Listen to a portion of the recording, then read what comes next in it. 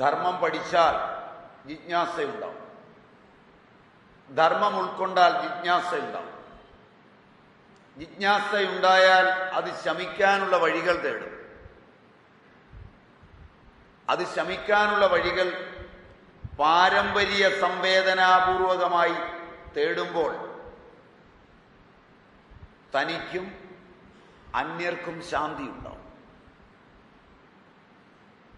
അതിഷ്ടമല്ലാത്തതുകൊണ്ട് തന്നെയാണ് നിങ്ങൾ പാരമ്പര്യപരമായ ഒന്നും പഠിക്കാതിരിക്കുന്നതിനാണ് വളരെ നേരത്തെ തന്നെ പാരമ്പര്യ വെളിയിലേക്ക് നിതാന്ത സംഘർഷത്തിന് നിദാനമായിത്തീരുന്നതിനു വേണ്ടി കുട്ടികളെ നിങ്ങളുടെ അടുക്കൽ നിന്ന് പുറത്തേക്ക് വിടുന്നത്.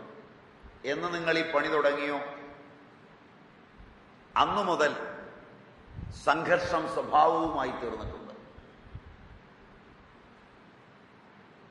ദേഷ്യം വരുമോ ഈ ആമുഖത്തില്? ഈ ആമുഖം കൊണ്ട് ദേഷ്യം വരുമോ?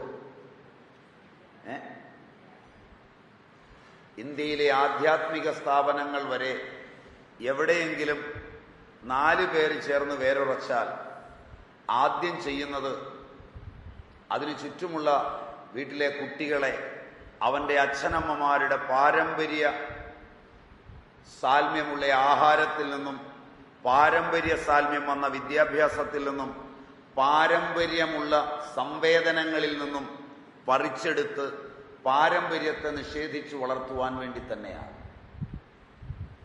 എന്നിട്ടാണ് സർഗചേതനയെയും നന്മയെയും ഉണർത്തുവാൻ ആ കൂട്ടരെല്ലാം ശ്രമിച്ചു പോരുന്നത്. എൻ്റെ അച്ഛനും എൻ്റെ അമ്മയും ചേർന്ന് അവരിലെ പൂർവന്മാരുടെ സംസ്കാരങ്ങളും വാസനകളും നിലനിൽക്കുന്നത് എനിക്ക് കാരണമായ ആദ്യത്തെ കോശത്തിൽ DNA ആയി രൂപാന്തരപ്പെട്ട് ആ വാസനകളുടെ സംഭൃത വികാരമുള്ള DNA അതിനെ വളർത്തിക്കൊണ്ടുപോകുവാൻ വെമ്പൽ കൊണ്ട് എൻ്റെ ജീവിതം സാഫല്യമടയാൻ നിൽക്കുമ്പോൾ എന്നെ ആ ചുറ്റുപാട്ടിൽ നിന്ന് എനിക്ക് ഇഷ്ടമില്ലാതെ തന്നെ നിർബന്ധപൂർവം പറിച്ചെറിഞ്ഞ് വളർത്തുവാൻ എൻ്റെ അച്ഛനും അമ്മയും ആഗ്രഹിക്കുകയും അതിനെ വലിച്ചുകൊണ്ടുപോകുവാൻ പ്രസ്ഥാനങ്ങൾ ആഗ്രഹിക്കുകയും അതിന് ഭരണം ആഗ്രഹിക്കുകയും ചെയ്യുമ്പോൾ തന്നെ എൻ്റെ താളം തെറ്റിക്കഴിഞ്ഞു. ധർമ്മത്തിന്റെ അടിവേര് തകർക്കുകയും ധർമ്മ ഇതരമായതിനെ നിലനിർത്തുകയും ചെയ്യുകയാണ് ജനാധിപത്യം ചെയ്യുന്നത്.